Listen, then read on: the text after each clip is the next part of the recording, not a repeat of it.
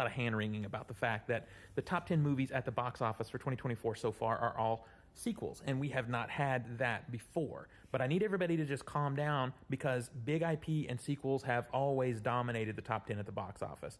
They're fast food for cinema. People like a good fast food. They like a good Big Mac. And you can go into these movies, already know the characters, already know the world, and spend an hour and a half, 2 hours with them and see it and forget it.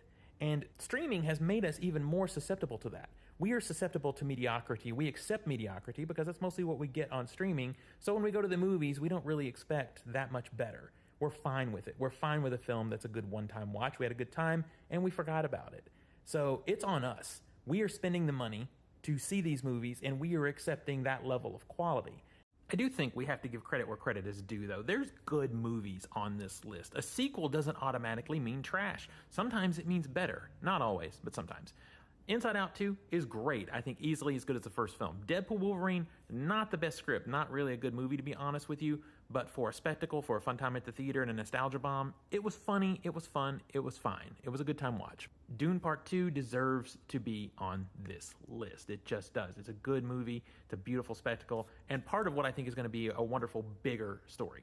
Beetlejuice is a nostalgia bomb, but it's also a fun movie. It's not perfect. It's got problems with its script, but overall I had a great time with it. Twisters, not great. Kung Fu Panda was good. It was a fun time. It's absolutely fine. There are plenty of kids that are watching this movie over and over again. I liked it. New King Kong movie, also not great. Bad Boys was fine, ultimately forgettable, but this Kingdom of the Planet of the Apes is fantastic. Outside of being a sequel, it's just a really good movie.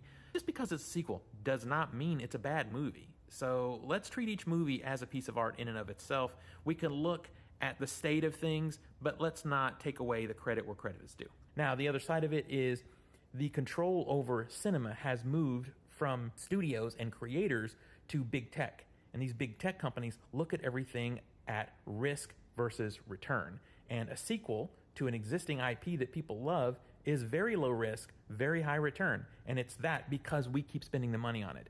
Those of us that are complaining the most about this top 10 have seen these movies. I've seen these movies.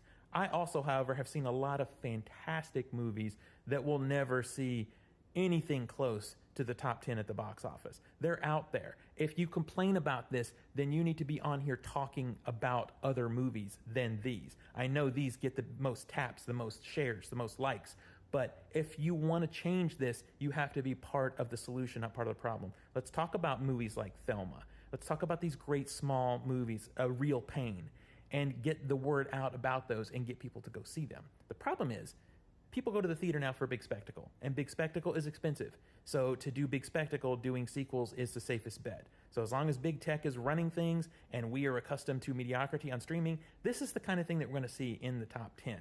But to me, the top 10 at the box office has never had any real impact on quality. Quality comes from storytelling, acting, directing, the creation of the piece of art. It doesn't matter how much money people spent to go see it. It doesn't matter if 5 people see it or 50 million people saw it.